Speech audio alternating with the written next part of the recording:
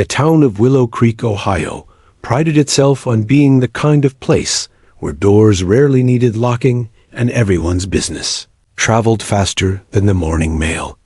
Life here was quiet, predictable until the day the news broke that a beloved schoolteacher had been arrested for theft. Daniel Harris had lived in Willow Creek all his life. He taught history at the local elementary school, coached Little League in the summers, and was known for remembering every child's birthday. For most residents, Daniel represented the very best of their close-knit community. So when police cars appeared outside his modest brick house one chilly Tuesday morning, neighbors gathered on porches, exchanging stunned whispers. By noon, word had spread across every corner cafe and grocery store aisle. Daniel Harris was accused of stealing a diamond necklace from the home of his longtime neighbor, retired librarian Margaret Coleman. The evidence, according to police, was damning. The necklace, an heirloom handed down through 3 generations of Coleman women, had been missing for nearly a week. Margaret reported the theft on Saturday, distraught and convinced that someone had broken into her home while she attended her granddaughter's piano recital. Officers found no signs of forced entry and no fingerprints on the window latches or door frames. Then, in a dramatic twist, a patrolman discovered the necklace wrapped in a towel in Daniel's garage, hidden behind a stack of gardening supplies.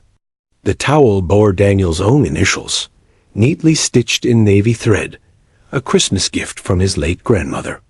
Worse still, forensic technicians lifted partial fingerprints belonging to Daniel from the towel's edge. Chief of Police Alan Riley told reporters, "It's a straightforward case. The suspect had access, motive, and the stolen property in his possession. We're confident justice will be served." Within hours, Willow Creek transformed from sleepy town to buzzing hive. Local radio stations interrupted their playlists for breaking updates. The Weekly Gazette rushed out a special edition featuring Daniel's yearbook photo under the headline, "Trusted Teacher or Thief?" Social media erupted with speculation. Some posts expressed disbelief. "No way, not Mr. Harris," while others hinted at hidden debts or secret vices. By the time Daniel was brought to the courthouse for his arraignment, a restless crowd had gathered outside, holding homemade signs and camera phones. Many had once cheered his Little League victories or applauded his students' history fair projects. Now, their faces were drawn with suspicion. Inside the courtroom, the atmosphere was electric with anticipation. Reporters jostled for prime seating, while spectators whispered theories. Daniel entered wearing the same navy blazer he wore to parent-teacher conferences, his wrists bound loosely by standard-issue cuffs. His usually steady gaze darted across the room, landing briefly on his parents, who sat stiffly in the second row. His mother's eyes brimmed with silent tears. His father offered a barely perceptible nod of support. Daniel's attorney, a sharp-tongued public defender named Carla Bennett, whispered reassurance as the charges were read. Grand theft, felony level 2. Each word landed like a hammer. Daniel's plea was clear and unwavering. "Not guilty," he said, voice firm despite the tremor in his hands. The prosecution wasted no time establishing its narrative. Assistant District Attorney Martin Blake outlined the timeline in his opening statement, painting Daniel as a man under financial strain. Blake claimed that recent credit card statements revealed late payments and rising debt. "Mr. Harris may appear respectable," Blake said, pacing before the jury box. But behind closed doors, he faced mounting bills and dwindling options. The temptation of an unsecured, priceless necklace was too much to resist. Gasps and murmurs rippled through the audience. Some nodded grimly, accepting the story. Others exchanged worried glances, remembering the cheerful teacher who once organized bake sales for struggling families. Among the spectators sat 3-year-old Lily Parker, perched on a wooden bench beside her mother, Emily. Emily, a key witness and Margaret Coleman's niece, clutched Lily's small hand while scanning her testimony notes. Emily had been the one to first notice the necklace missing and had called police on her aunt's behalf.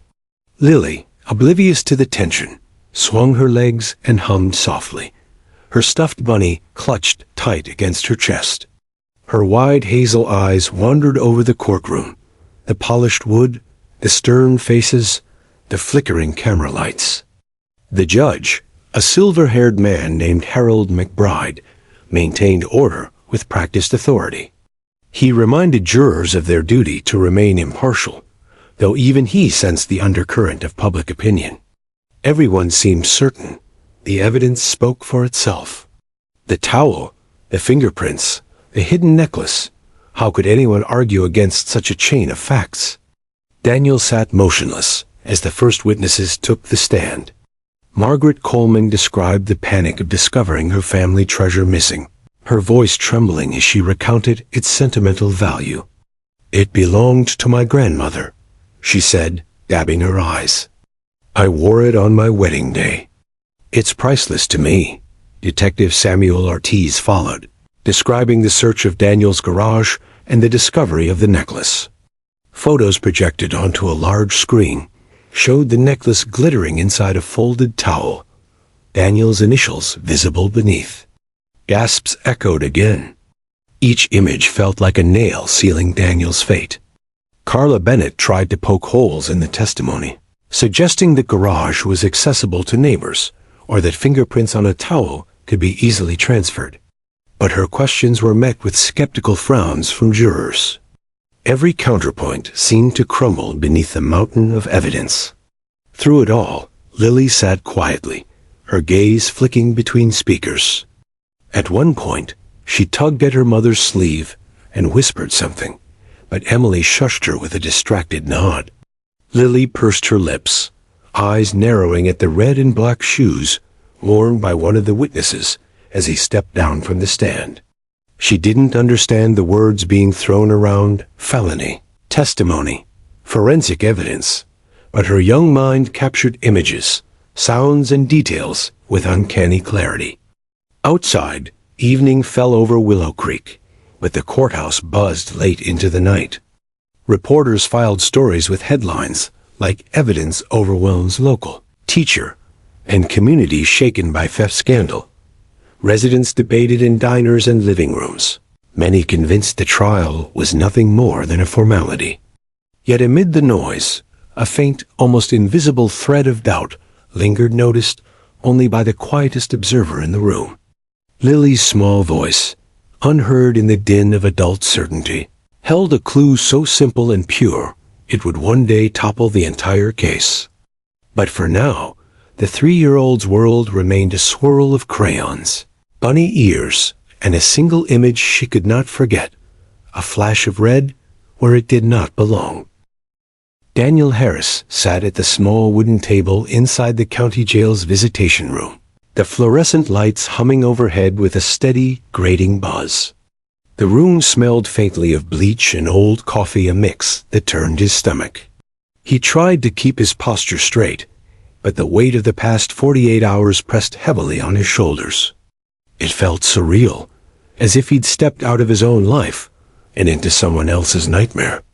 Just days ago, Daniel had been standing at the chalkboard in his classroom, explaining the causes of the American Revolution to a group of curious 5th graders. He'd smiled as they debated taxation without representation, proud of their enthusiasm. Now those same students would see his mugshots splashed across newspapers and scrolling across television screens. The thought of them whispering about Mr. Harris, the thief, sent a sharp pang through his chest. His lawyer, Carla Bennett, entered with a folder tucked under her arm. She was a petite woman in her late 30s, with keen eyes that missed nothing and a brisk confidence that suggested she had faced tougher battles. Still, even Carla looked troubled as she set the folder down and leaned forward. "We need to talk about the plea deal," she said without preamble. "The evidence is strong, Daniel. The fingerprints, the towel, the fact that the necklace was found in your garage, it's a mountain we can't ignore." Daniel shook his head slowly, his voice tight but steady. "I didn't steal anything. I don't care how bad it looks, Carla. I didn't do this. Carla studied him for a long moment, her pen tapping against the folder. I believe you, she said at last, but belief and proof are two very different things. The prosecution will hammer the jury with physical evidence. A plea deal might reduce your sentence to probation, or a few months instead of years. The words hung in the air like smoke, probation, months, years. Daniel pictured his parents sitting in the courtroom, their hopeful expressions crumbling as a judge pronounced him guilty. He imagined the empty desks in his classroom, the disappointed faces of his students. His reputation, the life he had spent years building, could be destroyed in a single gavel strike. Yet the idea of admitting to something he hadn't done felt like swallowing poison. No, he said firmly. I won't plead guilty. I won't lie to save myself. Carla sighed, flipping open the folder to reveal photographs from the crime scene. There was the necklace, shimmering beneath the harsh flash of a police camera. There was the towel with his stitched initials, the navy thread bright against the white fabric. Each image stabbed at him, as if mocking his protests. They're going to ask about your finances, Carla warned. The prosecution claims you are behind on bills. Is there anything I should know? Daniel's jaw tightened. I have a mortgage and a car payment, like everyone else. A few late credit card bills, maybe. But I'm not desperate. I've never stolen a thing in my life. Carla nodded, but scribbled notes anyway, her mind already anticipating the prosecution's tactics. We'll need character witnesses, colleagues, parents of your students, anyone who can vouch for your integrity. But we also need to explain how that necklace ended up in your garage. Daniel rubbed his temples, searching for answers he didn't have. Someone planted it, he said finally. They had to. But who? And why? Carla didn't respond. Theories meant little without evidence. That night, back in his cell, Daniel lay awake on the narrow cot, the metallic clang of distant doors echoing through the corridors. His mind replayed every interaction from the past week, greeting Margaret Coleman at the mailbox, waving to neighbors during his evening jog, leaving his garage door slightly ajar while taking out the trash. Had someone slipped in then? The thought made his stomach twist. Meanwhile, outside the jail, public opinion hardened. At the Willow Creek Diner, regulars debated the case over steaming cups of coffee. Nice guy or not, the necklace was in his garage, one man argued, slapping the counter for emphasis. That's all I need to know. Others murmured agreement, while a few clung to doubt, recalling Daniel's years of volunteer work and spotless record. Local news stations replayed footage of the courtroom, highlighting the damning photos and speculating about Daniel's supposed motive. Anchors described him as a teacher under financial strain, framing his late credit card payments as evidence of hidden desperation. Daniel's parents, Linda and Mark Harris, bore the brunt of the town's shifting attitudes. Longtime friends crossed the street to avoid awkward conversations. Grocery store trips became gauntlets of pitying looks and whispered judgments. Still, they refused to waver in their support. Our son is innocent, Linda told anyone who would listen, her voice shaking with both fear and conviction. Back in the courthouse, preparations for the next day of testimony continued. Detectives refined their statements, prosecutors rehearsed their arguments, and reporters polished their headlines. In their eyes, the case was already won.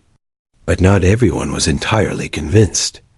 Detective Samuel Ortiz, a veteran investigator with a reputation for thoroughness, found himself replaying the discovery of the necklace in his mind. The scene had been almost too neat, the towel perfectly folded, the necklace gleaming as if waiting to be found. Ortiz had been on enough cases to know that real thefts were rarely so tidy. Still, he reminded himself, coincidences did happen. As Daniel struggled with his thoughts behind bars, 3-year-old Lily Parker sat cross-legged on the living room floor of her small house across town. She hummed softly to herself, stacking colorful blocks while her mother, Emily, prepared testimony notes at the kitchen table. Lily occasionally glanced toward the hallway, where a pair of men's shoes sat neatly by the door, one black, one with a faint reddish tint that caught the light whenever she shuffled past.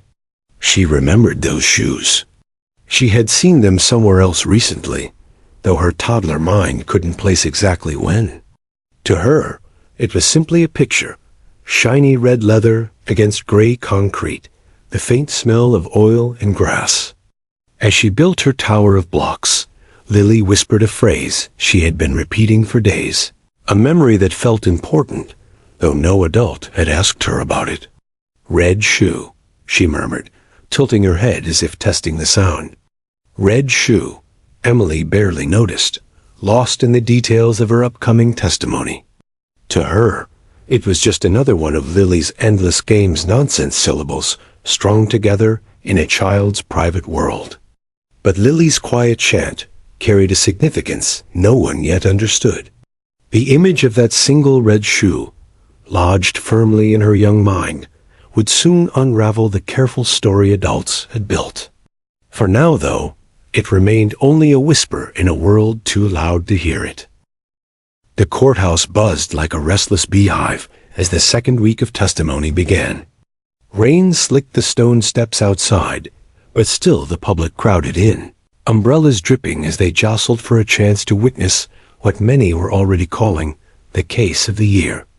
Inside, the heavy oak doors groaned shut behind latecomers, sealing in the warm scent of damp coats and coffee. Detective Samuel Ortiz arrived early, his leather shoes squeaking faintly against the polished floor. He carried his notes in a slim folder, though his mind wandered far beyond the neat bullet points inside. Something about this case nagged at him like a splinter, small, persistent, impossible to ignore. He had built a career on intuition, and that intuition now whispered that the puzzle was incomplete. The evidence was strong, yes, but it almost seemed performed. Too perfect, too convenient. While lawyers reviewed exhibits and jurors shuffled into their seats, 3-year-old Lily Parker sat quietly with her mother, Emily, near the back of the room. Her small legs swung above the polished bench, toes not quite touching the floor. She hugged her stuffed bunny, its long ears worn from constant love, and watched the room with the detached curiosity only a child could maintain. Lily's gaze moved like a camera, drifting from the judge's high bench to the bailiff's shiny badge, and to the lawyer's papers stacked in neat piles. Every flicker of movement captured her attention. The glint of a watch chain, the sway of a red tie, the soft creak of the witness stand. To most adults, these details blended into the background. To Lily, each moment was sharp and vivid, as if the world itself had slowed to let her see everything. Her mother was too preoccupied to notice. Emily sat stiffly, flipping through a legal pad filled with scribbled reminders. She would be called to testify again today, and the thought twisted her stomach. As Margaret Coleman's niece, Emily had been the one to discover the missing necklace. Her testimony about the frantic search, the call to the police, and the eventual discovery in Daniel Harris's garage formed a critical link in the prosecution's chain of evidence. She knew the district attorney counted on her calm, consistent account to sway the jury. "Red shoe," Lily whispered softly, almost like a song. Emily glanced down briefly. "Not now, sweetheart," she murmured, squeezing the child's hand before returning her attention to the front of the room. But Lily persisted, her eyes narrowing slightly as she scanned the people around her. "Red shoe," she repeated, the words lilting with the sing-song cadence of a nursery rhyme. Detective Ortiz, seated nearby, caught the phrase. His ears perked despite himself. "Red shoe?" He turned his head just enough to glimpse the little girl. Her tiny brow furrowed with the seriousness only toddlers could muster, and she tapped her bunny's paw against the bench in rhythm with her words. Ortiz crouched slightly, leaning closer to Emily.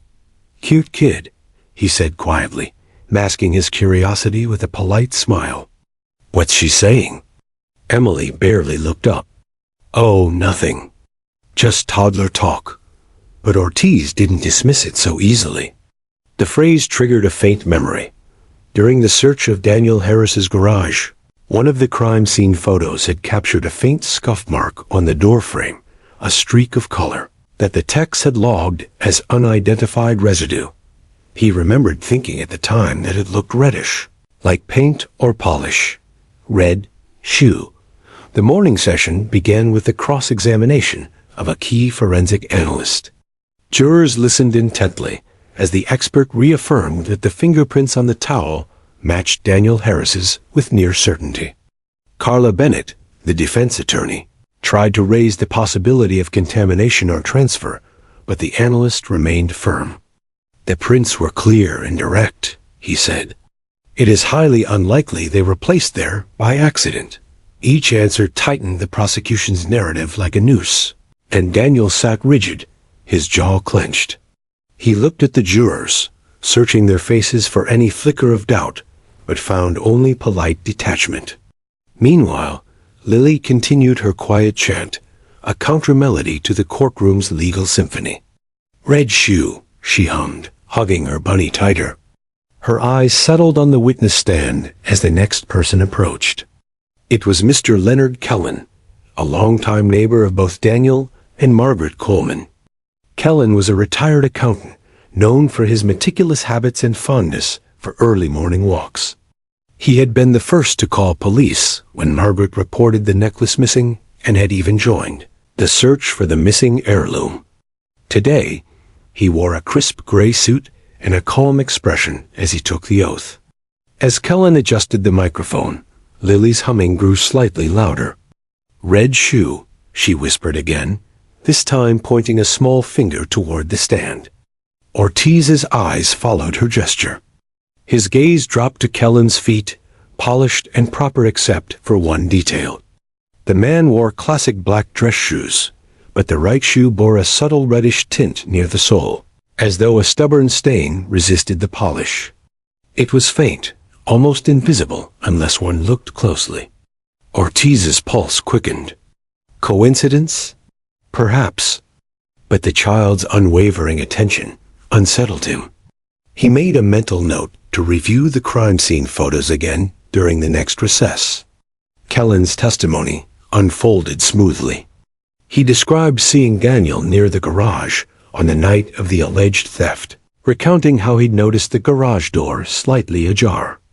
"I thought nothing of it at the time," he said with a careful shrug. "But looking back, it seems suspicious." Carla Bennett challenged him gently, asking why he hadn't reported the open door immediately. Kellen deflected with practiced ease, claiming he hadn't wanted to bother anyone with what could have been nothing. His answers were steady, his demeanor calm. Yet Ortiz noticed a faint sheen of sweat on the man's temple, despite the cool air conditioning. Across the room, Lily tilted her head, still staring. Children lacked the filters adults developed over years of social conditioning. They didn't mask curiosity or suppress instincts. They simply observed. Lily's unblinking gaze made Kellen shift slightly in his seat, an almost imperceptible movement that nonetheless caught Ortiz's trained eye. During the mid-morning recess, Ortiz approached Emily and crouched to Lily's level. "Hi there," he said warmly. "That's a nice bunny you have." "What's its name?" "Bunny," Lily answered simply. Ortiz smiled. "I heard you say something earlier. Red shoe. Can you tell me about it?" Lily hesitated, her small fingers twisting the bunny's ear. "Red shoe," she repeated, glancing toward the witness stand where Kellen had been seated moments before. "He has a red shoe." Emily gave a nervous laugh. "She notices everything," she said quickly. "We passed a store yesterday with red shoes in the window." She's been saying it ever since. But Ortiz wasn't convinced. The precision of the child's point, the way she connected the phrase directly to the man, was too specific to ignore. He thanked them and stepped back, but his mind churned. As court resumed, Ortiz slipped into a quiet hallway and dialed the crime lab. "I need you to pull the photos from Harris's garage," he instructed. "Specifically the doorframe with the scuff mark. Zoom in on the color and send me a close-up." While lawyers argued inside, Ortiz studied the emailed photo on his phone. The mark was faint, but unmistakable, a reddish smear near the bottom corner of the frame. He compared it in his mind to the tint on Kellen's shoe. The resemblance was unsettling. Back in the courtroom, Lily settled against her mother's shoulder, her chant finally quiet. To her, the moment had passed, her observation shared. To Ortiz, it was the beginning of a revelation. A 3-year-old's innocent observation, 2 simple words, had planted a seed of doubt that threatened to crack the prosecution's carefully constructed case. And though no one yet realized it, the silent observer in the back row had just shifted the entire course of the trial. The storm that rolled over Willow Creek that Thursday morning seemed almost scripted for drama. Dark clouds pressed low against the courthouse roof, and gusts of wind rattled the flagpoles until the metal clasps clanged like impatient bells. Rain streaked the windows and slicked the stone steps, but the weather did nothing to thin the crowd. Umbrellas bloomed like black flowers as reporters, townsfolk, and curiosity seekers hurried through the heavy doors, each person eager for a seat in the trial, everyone now simply called the Harris case. Inside, the courthouse carried the charged stillness of a theater just before the curtain rose. The wood-paneled walls gleamed with a recent polish, the brass fixtures shining despite the gloom outside. Spectators found their places with murmured greetings, a shuffle of wet shoes muffled by thick carpeting. The air smelled faintly of damp wool and strong coffee, a mixture that made the tension almost tangible. Every glance, every cough, every whispered comment seemed amplified by anticipation. Daniel Harris entered with his attorney, Carla Bennett, his expression composed, but his shoulders tight beneath the navy blazer he had worn each day of the trial. His wrists were free out on bail, but the weight of accusation clung to him like a second set of chains. He walked past the gallery without acknowledging the stares, his eyes fixed on the defense table, where a neat stack of documents waited like silent allies. Judge Harold McBride called the court to order with a firm rap of his gavel. The sound cracked through the room like a gunshot, silencing the whispers instantly. "All rise," the bailiff commanded, and everyone obeyed, the collective movement creaking the old benches in unison. When the judge took his seat, the crowd settled, and the day's proceedings began. The prosecution wasted no time reinforcing their narrative. Assistant District Attorney Martin Blake rose with the quiet confidence of a man who believed victory was inevitable. He began by recalling the discovery of the necklace and the unimpeachable forensic evidence. To the jury, he promised new testimony that would eliminate any remaining doubts about the defendant's guilt. Detective Samuel Ortiz sat near the front, his mind half on the words and half on the small child seated in the back row. Little Lily Parker clutched her bunny and swung her legs as if the courtroom were a playground. Ortiz watched her absent-mindedly trace patterns on the bench with one finger. No chance today, not yet, but he couldn't shake the memory of her soft voice repeating, "Red shoe." The phrase had been looping in his head all night, blending with the image of the reddish smear on the garage door. He had already asked a lab technician for a preliminary analysis of that scuff mark, but the results would not arrive until later in the day. Blake's first witness of the morning was Leonard Kellen. The neighbor's calm, measured testimony had impressed the jury before, and Blake clearly meant to cement that impression. Kellen walked to the stand with deliberate steps, his gray suit immaculate, his silver hair perfectly combed. If the morning storm had unsettled him, he didn't show it. Only the faintest glint of reddish polish near the sole of his right shoe betrayed any detail that might catch a careful eye. Ortiz noticed. So did Lily. The child leaned forward slightly, Bunny pressed to her chest and whispered something to her mother.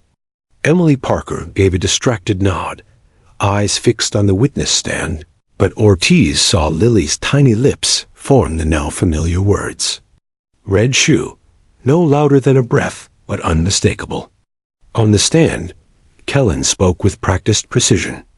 He described seeing Daniel Harris near the Coleman property on the night of the theft, his recollection crisp and conveniently detailed.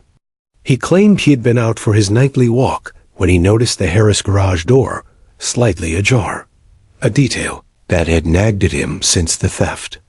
I thought it odd, he said, folding his hands, but at the time I didn't want to intrude. Only later did I realize the significance. Blake guided him gently through each step of the narrative, reinforcing the image of Daniel as a man caught by his own carelessness.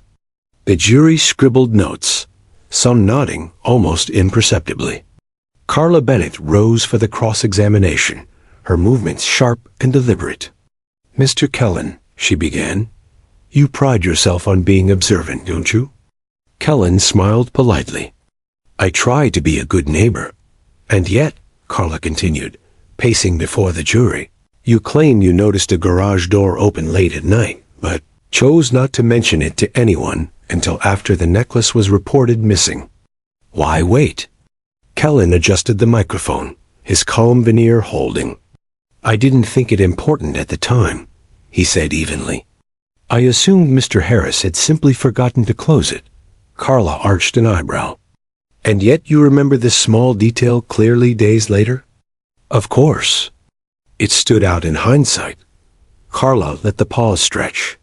In hindsight, she repeated, her tone faintly skeptical, but she moved on. She knew the jury would weigh the inconsistency on their own.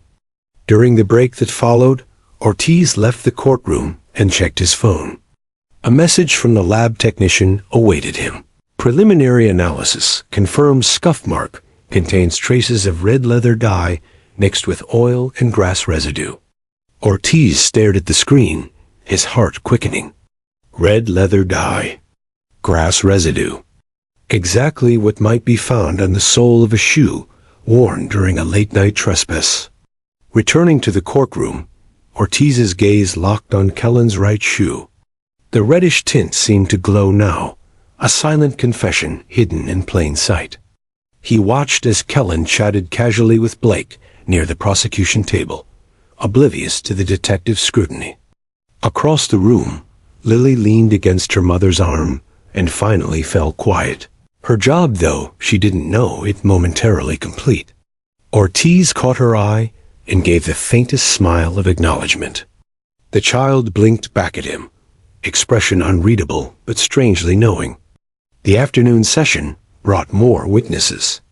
Forensic specialists, character references, financial analysts who detailed Daniel's supposed debts. Each added another brick to the wall the prosecution was building, but Ortiz now viewed the evidence differently. Every new piece of testimony seemed less like proof and more like a carefully arranged stage set tidy, convenient, suspiciously perfect. When the day's session ended, Judge McBride reminded jurors not to discuss the case outside the courtroom. The gavel fell with a sharp crack, releasing the crowd into the stormy evening. Reporters rushed toward the exits to file their updates, umbrellas snapping open as thunder rolled overhead. Ortiz lingered by the aisle, watching as Kellen shook hands with the prosecutor and accepted a polite compliment from a reporter. The man smiled easily, his confidence unshaken, but Ortiz noticed he favored his right foot slightly, as though the shoe pinched or carried a hidden weight. As the gallery thinned, Lily tugged at her mother's sleeve and pointed once more toward the departing witness. Red shoe, she whispered. Emily gave a tired laugh, smoothing the child's hair. Yes, sweetheart. Red shoe. Let's go home. But Ortiz didn't laugh. To him, the two simple words were no longer a child's nonsense. They were a quiet alarm, a breadcrumb trail leading straight to the truth. Outside, rain swept across the courthouse steps in silver sheets, washing the day's arguments into the gutters. Yet the most important evidence of all hadn't come from the lawyers or the experts. It had come from a toddler's sharp eyes and a phrase as simple as it was devastating. 2 words that no one else had thought to speak. 2 words that were beginning to turn an unshakable case on its head. The next morning dawned cold and brittle. The storm clouds scattered, but leaving behind a sharp wind that seemed to slice across Willow Creek's quiet streets. Inside the courthouse, however, the atmosphere was anything but clear.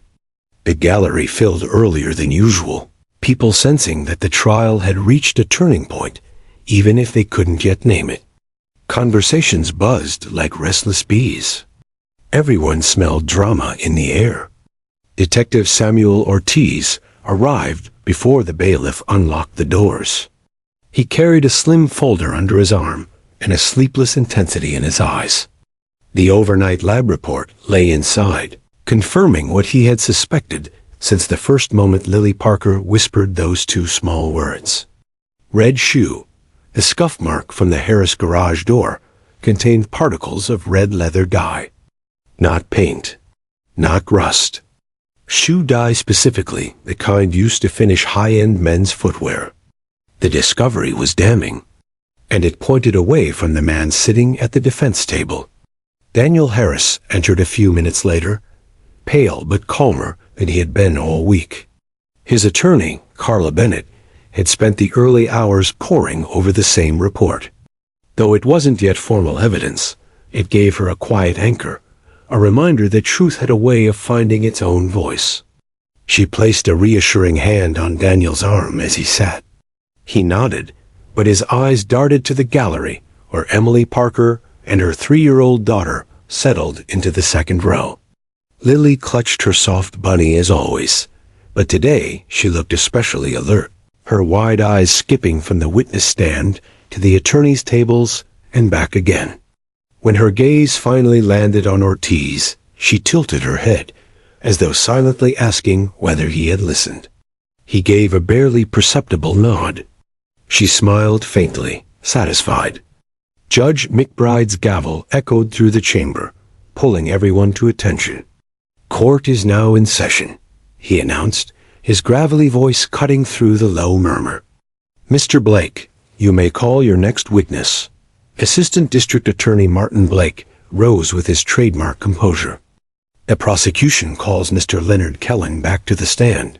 A ripple moved through the audience. Ortiz felt the tension tighten like a drawn bowstring. Kellen emerged from the side door wearing the same tailored gray suit, and Ortiz noticed immediately the same polished red-tinged shoes. They gleamed beneath the fluorescent lights, proud and unassuming. But to Ortiz, they practically shouted. After the bailiff swore him in, Blake began a series of follow-up questions meant to reinforce the timeline of Kellen's supposed observations.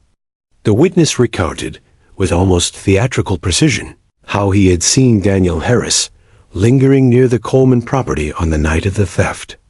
He claimed again to have noticed the garage door open, his voice a calm metronome of certainty. When Blake finished, Carla Bennett stood. Her chair scraped against the floor, a sound sharp enough to draw every eye in the room. She approached the podium with measured steps, her legal pad tucked under one arm, her eyes fixed on the witness like a hawk closing in on prey. "Mr. Kellen," she began softly, "you testified yesterday that you take a nightly walk for your health. Is that correct?" "Yes," Kellen replied, his voice steady. "And you recall, on the night in question, that you passed by the Harris residence?" "I do. You also recall noticing the garage door slightly open, something you described as odd, correct?" "Yes." Carla paused just long enough for the jury to lean forward. "Yet you chose not to report this odd observation to anyone until after the necklace was declared missing?" Kellen's jaw tightened. "As I explained, I didn't think it significant at the time." Carla took a slow step closer. "Mr. Kellen, are you familiar with red leather shoes?" A flicker crossed his face quick, almost imperceptible, but enough to send a shiver through the gallery. "Excuse me?" he asked. Red leather shoes, Carla repeated. Particularly men's dress shoes with a distinctive crimson polish. Do you own a pair? Blake immediately rose. Objection, relevance. Carla didn't flinch. Your Honor, the defense intends to establish a link between physical evidence and this witness's movements on the night in question. Judge McBride studied her for a long moment, then turned to Blake. I'll allow it. Proceed, but tread carefully. Carla pivoted back to the witness. Do you own a pair of red leather shoes, Mr. Kellen? Cullen's fingers tightened around the edges of the witness stand. I have a pair of burgundy dress shoes, yes. They're quite common. Carla's eyes glinted. Were you wearing them on the evening of the alleged theft? I might have been. I don't recall. Ortiz could almost hear the jury scribbling. Carlyle let the moment breathe before lifting a sheet of paper from her folder. Your Honor, the defense has recently obtained a preliminary forensic report regarding a scuff mark on the defendant's garage door. The mark contains traces of red leather dye consistent with high-grade men's footwear. We intend to submit this into evidence. A low gasp swept the room. Blake shot to his feet again, but the judge silenced him with a raised hand. Mr. Blake, you'll have an opportunity to review and respond. For now, the report is admitted provisionally. Carla turned back to Kellen. Mr. Kellen, can you provide an explanation as to why a trace of red leather dye consistent with your shoes was found on Mr. Harris's garage door? For the first time, Kellen's smooth demeanor faltered. He shifted in his seat, eyes darting toward Blake, then toward the jury. I can't speak to that, he stammered. Were you on Mr. Harris's property that night? Carla pressed. No. Then how do you account for the physical evidence? I don't know, Kellen snapped, his voice rising. The gallery erupted in whispers. Judge McBride banged his gavel for order, but the energy in the room had shifted. The once confident neighbor now looked cornered, his carefully rehearsed narrative unraveling thread by thread. Ortiz watched closely. From the second row, Lily watched too. She hugged her bunny, her eyes bright, and whispered again, barely audible but perfectly clear. Red shoe. The words carried across the silence like a secret bell. A few jurors turned toward the child, startled by the eerie timing. Carla seized the moment. Mr. Kellen, were you aware that the necklace was insured for over $50,000? Blake objected, but the damage was already done. The jurors' pens flew across their notepads, connecting dots faster than any attorney could. Kellen swallowed hard. I might have known, he admitted finally. And you have no explanation for why your shoe left a mark on the defendant's property? Carla asked, her voice calm but relentless. Kellen's lips pressed into a thin line. None, he said, though the tremor in his voice betrayed him. Judge McBride called for a recess, perhaps sensing that the witness needed a chance to collect himself, or that the prosecution needed to regroup. But the gallery didn't wait for the gavel to fall before the whispers exploded again. Reporters rushed for the doors, fumbling for phones and notepads. They had their headline, Neighbor's Red Shoes Linked to Key Evidence. As the courtroom emptied, Ortiz caught Emily Parker's eye. She smiled faintly, then looked down at her daughter.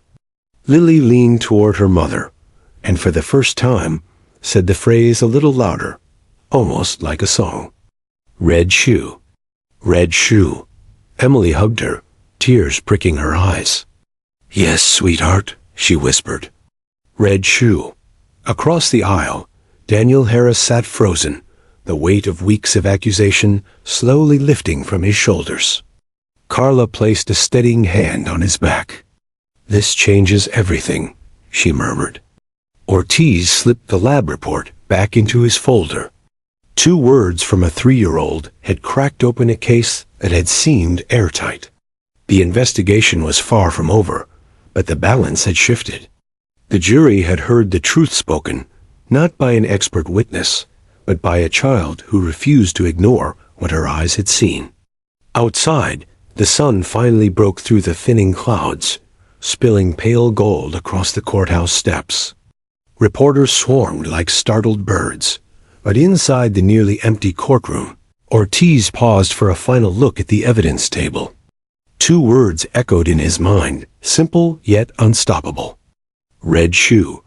They had started as a toddler's murmur. Now they were the hinge on which justice itself might turn. The courthouse smelled of polish and rain-soaked wool when the bailiff unlocked the doors for the 6th day of the trial. Though the morning sky over Willow Creek was a flawless blue, the crowd that gathered outside carried a storm of its own. Reporters barked questions at anyone connected to the case, microphones thrust forward like spears. Headlines from the previous evening had already shifted the town's perception. Red shoe linked to witness blared across every paper and website. Inside, Daniel Harris sat straighter than he had all week. A faint color had returned to his cheeks, though caution still shadowed his eyes.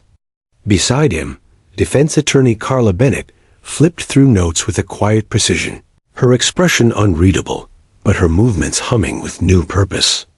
The night had brought a flood of messages, supporters offering sympathy, strangers offering tips, even a few anonymous warnings. Yet Carla's focus remained fixed on one goal: expose the truth before the jury reached a verdict tainted by false testimony. Detective Samuel Ortiz arrived moments later, carrying the slim folder that had kept him awake through the dark hours. The forensic report inside was no longer preliminary. The lab's full analysis confirmed the presence of red leather dye on the Harris garage door, along with a faint mixture of grass residue and microscopic gravel fragments, consistent with the path between the Coleman residence and the Harris driveway. In plain terms, someone wearing red leather shoes had been there, and the pattern matched the unique scuffing of Leonard Kellen's footwear. The gallery filled to capacity as Judge McBride rapped his gavel and called the court to order. "Today," he said gravely, "we will hear additional testimony in light of yesterday's revelations. I expect decorum." His eyes swept the room, daring anyone to break the tense silence. Assistant District Attorney Martin Blake stood first, his usual confidence tempered by a tightness around the mouth. "Your Honor, the prosecution would like to address the newly submitted evidence," he began. "However, we maintain that the case against the defendant remains strong." His voice lacked the effortless authority it had carried only a day earlier. Carla Bennett rose before Blake could continue. "Your Honor, the defense intends to call Detective Samuel Ortiz to the stand. The jury deserves to hear directly from the investigator who analyzed the new evidence." The judge nodded. "Proceed." Ortiz walked to the witness stand, the weight of the moment pressing across his shoulders. After the oath, Carla approached with a quiet but commanding presence. "Detective Ortiz, you submitted a request for analysis of the scuff mark found on the defendant's garage door. What were the results?" Ortiz opened the folder, his voice steady. The laboratory confirmed traces of red leather dye, mixed with oil and grass residue, consistent with contact from a high-quality men's shoe. The chemical profile of the dye is rare and matches a brand sold in only 3 stores within a 50-mile radius. Carla nodded. "Did you compare this evidence with any shoes belonging to individuals connected to the case?" "Yes. With the court's permission, I photographed the shoes worn by Mr. Leonard Kellen during his initial testimony. The unique scuff pattern and chemical composition of the polish matched the residue found on the garage door with a confidence level of 98%. A hush swept the gallery. Jurors exchanged wary glances, pens pausing mid-sentence. Carla let the silence stretch before continuing. "Detective, what does this tell you about Mr. Kellen's movements on the night of the alleged theft?" "It strongly suggests," Ortiz said carefully, "that Mr. Kellen entered the Harris property that evening." Blake jumped to his feet. Objection speculation. Sustained, the judge said, but the damage was already done. The jury had heard the detective's careful choice of words, and speculation had a way of planting roots. Carla pivoted.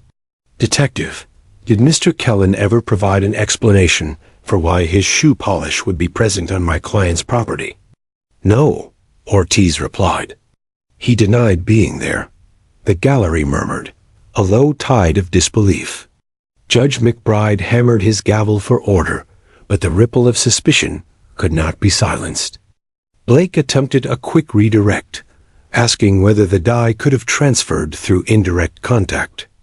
Ortiz admitted it was technically possible, but extremely unlikely without direct physical interaction with the surface in question. Each cautious word tightened the noose around the prosecution's star witness. When Ortiz stepped down, Carla requested a recess. The judge granted 15 minutes. During the break, Ortiz lingered near the defense table. Across the room, Leonard Kellen sat rigidly, hands clasped so tightly his knuckles blanched. His usual calm had hardened into something sharper, defensive, brittle. Martin Blake leaned in, whispering urgently, but Kellen shook his head with a small, jerky motion. In the second row, little Lily Parker clutched her bunny and whispered her talismanic phrase to her mother, "Red shoe." Emily Parker kissed the top of her daughter's head, tears shimmering in her eyes. "Yes, baby." "Red shoe," she murmured. The child's quiet insistence carried more weight than any lawyer's argument.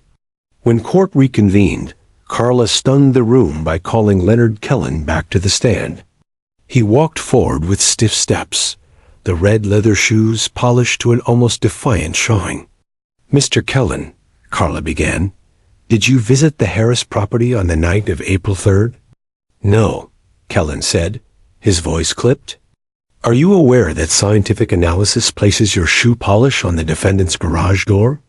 "I've heard the claim," he said, eyes narrowing. "Do you have an alternative explanation for how it got there?" Silence stretched across the courtroom like a drawn wire. Kellen's jaw worked, but no words came. Finally, he muttered, "I might have walked near the driveway during my evening stroll." Carla tilted her head. "Near the driveway or onto the property itself?" "I near it," he insisted. Carla stepped closer. "Mr. Kellen, did you know that the Coleman necklace was insured for $50,000? Blake leapt to his feet. "Objection relevance." "Overruled," Judge McBride said, his eyes narrowing. Kellen hesitated. "I may have heard something about it," he admitted. "Isn't it true," Carla pressed, "that you were experiencing significant financial difficulties at the time?" Kellen's lips thinned. "I don't see how that's—" "Answer the question, Mr. Kellen." His shoulders sagged. "Yes," he said finally. "I had debts." The gallery erupted in a storm of whispers. Carla raised a single eyebrow. "And yet you expect this jury to believe that you just happened to walk close enough to the defendant's property to leave a chemical trace of your shoe polish on his garage door on the very night a valuable necklace disappeared?" Kellen's silence spoke louder than any denial. Judge McBride leaned forward, voice cutting through the noise. "Mr. Kellen, you are reminded that you are under oath." Something broke in Kellen's eyes, a flicker of panic, quickly masked by a brittle smile. "I may have stepped closer than I realized," he said at last. "But I had nothing to do with any theft." Carla let the words hang, then quietly returned to her table. She didn't need to say more. The jury had heard the crack in his composure. As court adjourned for the day, the hallway erupted into chaos. Reporters shouted questions, cameras flashed, and spectators buzzed with speculation. Inside the defense chamber, Daniel Harris finally allowed himself a long, shuddering breath. "It's turning, isn't it?" he whispered. Carla placed a firm hand on his shoulder. "The truth always finds daylight," she said. "And right now, daylight is on our side." Ortiz lingered near the doorway, watching the gallery empty. Through the crowd, he spotted Lily Parker on her mother's hip, her small face serene. As they passed, Lily turned her head and met his eyes. With a soft, knowing smile, she whispered once more, barely louder than the rustle of coats, "Red shoe." Ortiz smiled back. 2 words had started as a child's innocent observation. Now they were a key that unlocked the hidden door behind a carefully staged crime. The case was no longer about forensic reports or courtroom theatrics. It was about a truth so simple, even a 3-year-old could see it. Truth that had waited patiently for the adults to catch up. Outside, the late afternoon sun burned through the last shreds of cloud, casting long golden beams across the courthouse steps. For the first time since the trial began, Daniel Harris stepped into the light without flinching. The tide had shifted, and everyone in Willow Creek could feel it. The red shoes, once polished symbols of confidence, now carried the stain of suspicion.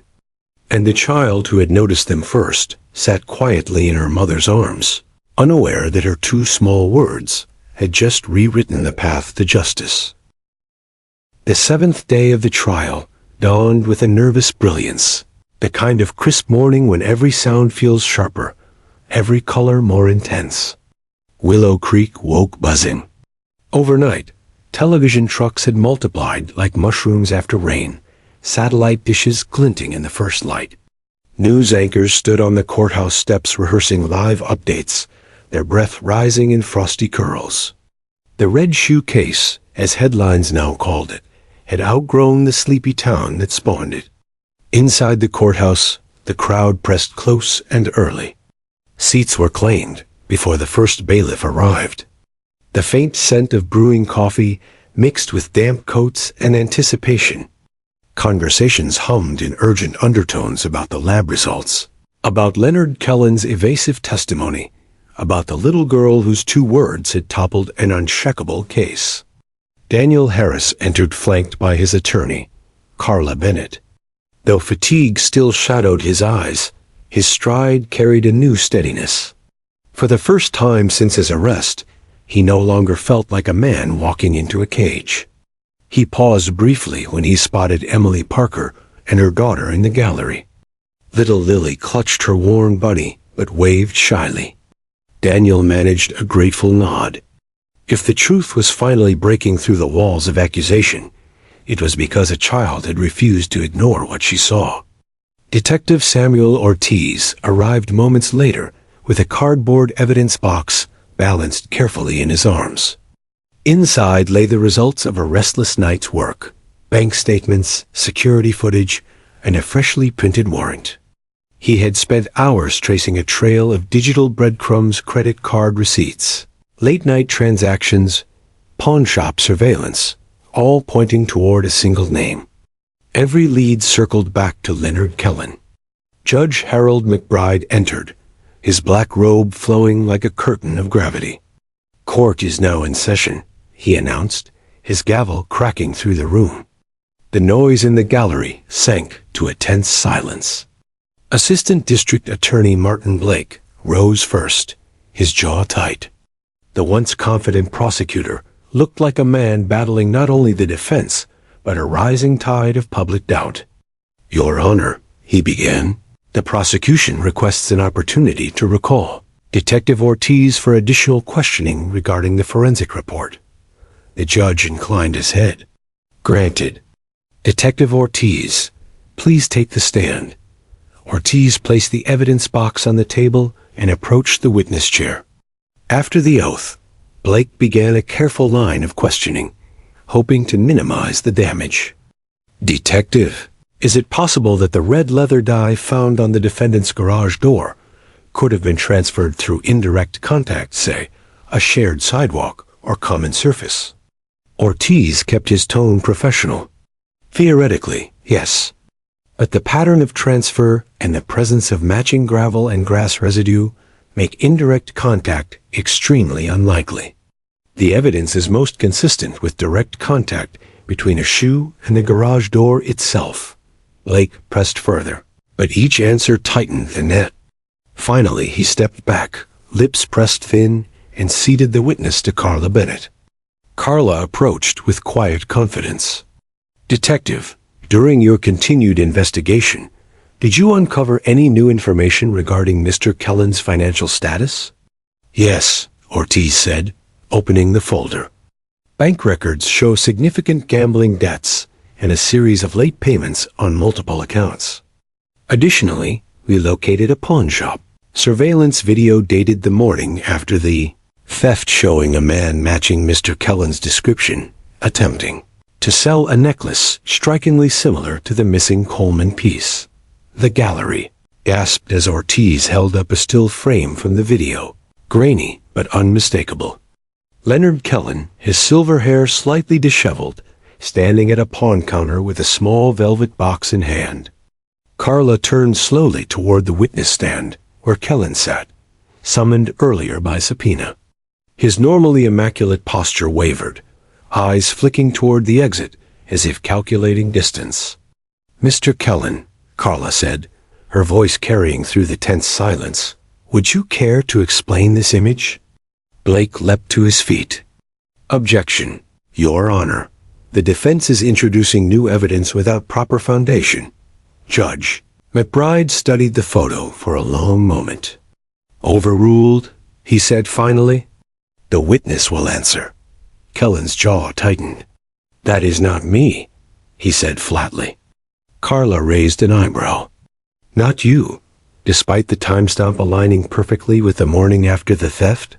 Despite the same hairstyle, same suit jacket, and most notably, the same red leather shoes?" All eyes dropped to his feet. Even in the courtroom's sterile light, the shoes gleamed a deep crimson. Kellen shifted, crossing his legs as if to hide them. "Coincidence," he muttered. Carla stepped closer. "Coincidence that the very shoes linked by forensic analysis to the Harris garage door appear in a video of a man pawning a necklace identical to the stolen item?" Silence. Judge McBride leaned forward, voice like steel. "Mr. Kellen, I remind you that you are under oath. You are required to answer truthfully." The room held its breath. Finally, Kellen exhaled, a sharp, bitter sound. "I needed the money," he said, barely above a whisper. A collective gasp swept the gallery. One juror's pen fell to the table with a clatter.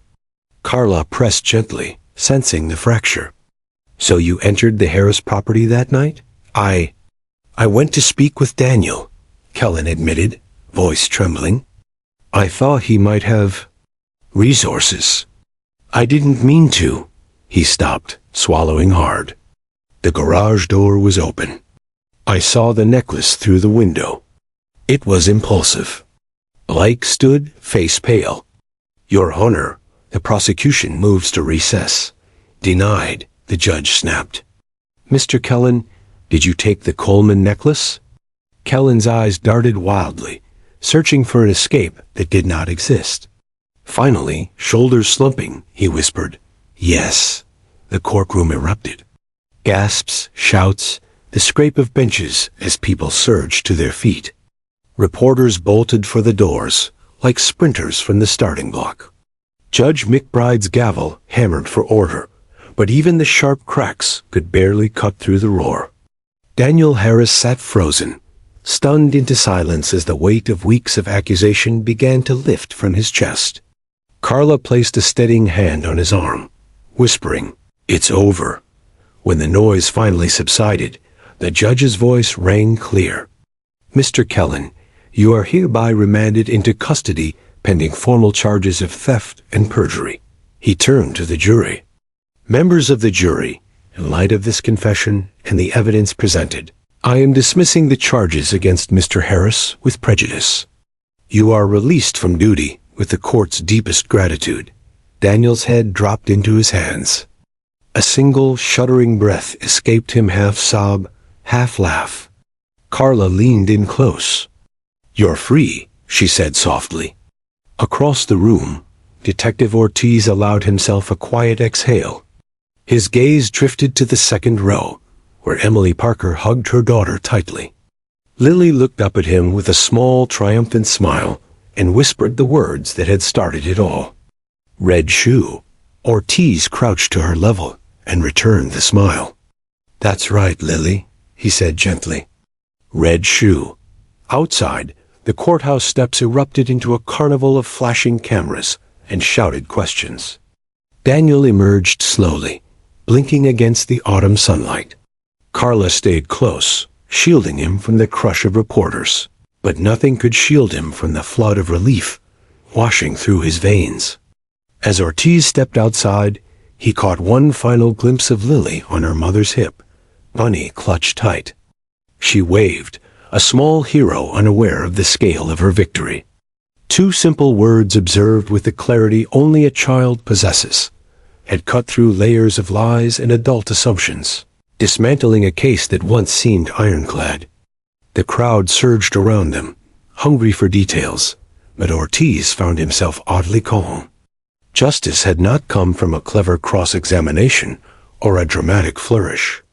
It had come from innocence itself, a child noticing what grown-ups overlooked and refusing, in her quiet way, to let the truth stay hidden. As the courthouse doors closed behind him, Ortiz looked down at his own shoes, plain brown leather, scuffed from long days on hard floors, and felt the weight of the lesson settle deep in his chest. Sometimes justice doesn't shout. Sometimes it whispers. Sometimes it comes in the smallest voice, carrying only two words. Red shoe. And with those words, an entire case, an entire life, had been turned completely around. The morning after the verdict, Willow Creek awoke to a different kind of quiet. Not the strained hush of suspicion that had gripped the town for weeks, but a softer calm like the sigh that follows a long-held breath. The courthouse, once a magnet of flashing cameras and restless crowds, stood solemn and still under a pale autumn sky. Overnight, the television vans had thinned, leaving only a few persistent reporters lingering on the steps, clutching takeaway coffees, and scanning for a final headline before the story moved on. Inside his modest home, Daniel Harris stirred awake to the unfamiliar luxury of silence. No ringing phone demanding statements. No rattling of handcuffs in his memory. Only the soft creak of floorboards and the faint smell of toast drifting from the kitchen. He lay there for a moment, staring at the ceiling, savoring the absence of dread. For weeks he had slept like a man, buried alive, each night haunted by the thought that he might never see the outside of a cell again. Now, for the first time in months, he felt the weight of freedom settle gently on his chest. Carla Bennett arrived mid-morning with a box of legal documents and a smile that seemed to light the entire living room. "I brought you paperwork," she said cheerfully, setting the box on the coffee table.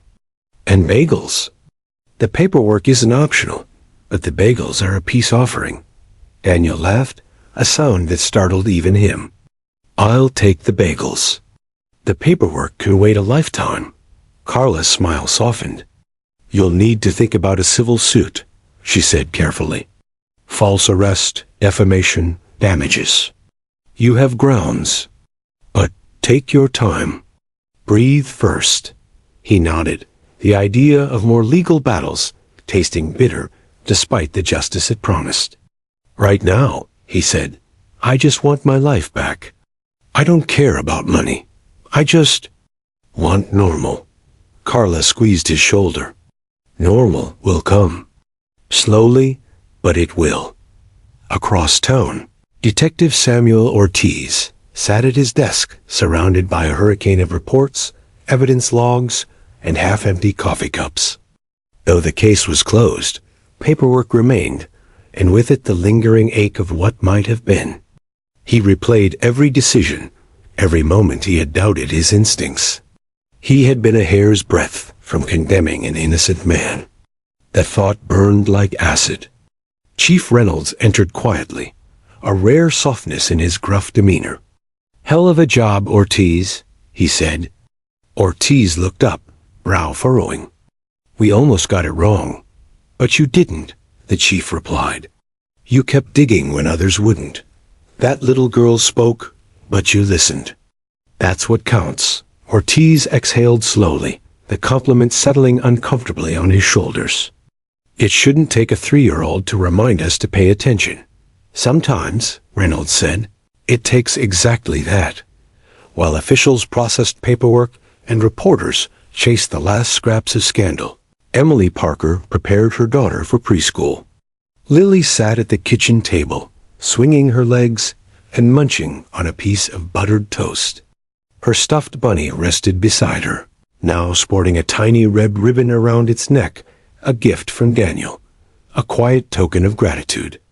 "Are we going back to the big building today?" Lily asked, crumbs dotting her chin. Emily knelt to wipe her face. "No, sweetheart. The big building is done. Remember what Mommy told you? You helped the nice man go home." Lily grinned proudly. "Because of the red shoe." "That's right," Emily said, kissing her forehead. "Because you saw something important, and you were brave enough to say it." Across the table, Lily's father, Mark, shook his head in wonder. "She be telling this story in kindergarten. How I saved the day before I could spell my name." Emily smiled, though her eyes misted. She knew her daughter might never fully grasp the enormity of what she had done, but Emily would never forget. By midday, the town of Willow Creek began to settle back into its rhythms. The bakery reopened with its usual display of cinnamon rolls. The coffee shop returned to lattes instead of interviews. But conversations lingered in checkout lines and across dinner tables. How had they all been so sure of Daniel's guilt? How easily had the rumor mill swallowed them whole? The story became less about the theft itself and more about the town's collective rush to judgment. That evening, the community center hosted a small gathering, part impromptu celebration, part collective reckoning. Neighbors brought casseroles and pies, the tables sagging beneath the weight of home-cooked apology. Daniel arrived quietly with Carla, unsure what to expect. Conversations paused as he entered, then slowly resumed with tentative smiles and awkward nods. Mayor Evelyn Brooks stepped forward, microphone in hand. "Daniel," she said, her voice carrying across the hall, "on behalf of Willow Creek, we owe you more than words. We owe you an apology. We failed you. We believed what we were told instead of waiting for the truth. Tonight, we hope to begin making that right." A ripple of agreement spread through the crowd. Daniel swallowed hard, emotion tightening his throat. "Thank you," he said simply. "I know fear makes people see what isn't there. I know how easy it is to follow the loudest voice. But I also know this: one small voice can change everything." Lily reminded us of that. We all owe her a thank you. The crowd turned as Emily guided Lily forward. The little girl clutched her bunny and buried her face in her mother's leg, overwhelmed by the sudden attention. Daniel knelt to her level. "You're a hero, Lily," he said softly. "You saved me?" Lily peeked out shyly. "Because of the red shoe?" "Yes," Daniel said with a smile. "Because you noticed what no one else did." The hall erupted in warm applause, the sound gentle but profound. Lily blushed and hid her face again, and Emily's eyes shimmered with quiet pride. Later, as the crowd dispersed and twilight deepened, Daniel stepped outside into the cool evening air. Carla joined him, leaning against the railing. "You handled that well," she said. "I didn't do anything," Daniel replied. "Lily did everything." Carla shook her head. "You stayed kind when the world turned on you." "That's not nothing." They stood in companionable silence, watching the last sliver of sun dip below the horizon. In the distance, the courthouse lights flickered on, a reminder of both the ordeal and the justice that had prevailed. Elsewhere in the county jail, Leonard Kellen sat alone in a cell, the echo of his confession still ringing in his ears. The red shoes had been taken as evidence, leaving his feet bare against the cold concrete floor. For the first time in decades, he felt small stripped not only of possessions, but of the polished persona that had shielded his desperation. The silence offered no comfort, only the relentless weight of consequence. Weeks later, when the final headlines faded and the last television crew departed, Willow Creek found a new normal. The Coleman necklace was returned to its rightful owner, though its monetary value now seemed secondary to the lessons it carried. Children played again in front yards, neighbors lingered over fences, and life resumed its familiar rhythm. But beneath the surface, a quiet transformation endured. People looked twice before repeating gossip. They asked questions before forming conclusions. Detective Ortiz carried that lesson too. In every new case file, he heard Lily's tiny voice reminding him to look closer, to listen harder, to never underestimate the smallest witness. As for Daniel, freedom came not as a triumphant fanfare, but as a slow unfolding morning coffee without dread, the sound of birds at dawn, the simple joy of walking down Main Street with no one averting their eyes. He planted a small garden behind his house, finding solace in the patient work of coaxing life from soil. Each green shoot felt like a quiet declaration, I am still here. And somewhere, in a modest home at the edge of town, a 3-year-old girl slept peacefully, her stuffed bunny tucked under one arm, unaware that her 2 small words red shoe had restored a man's life and reminded an entire town that truth often arrives in the gentlest voice. Sometimes justice doesn't thunder in with sirens or grand speeches. Sometimes it comes in the soft observation of a child, a simple point made with the purity of innocence. 2 words, spoken without agenda, powerful enough to turn the entire case around. Red shoe. And with that, Willow Creek carried forward wiser, humbler, and forever changed.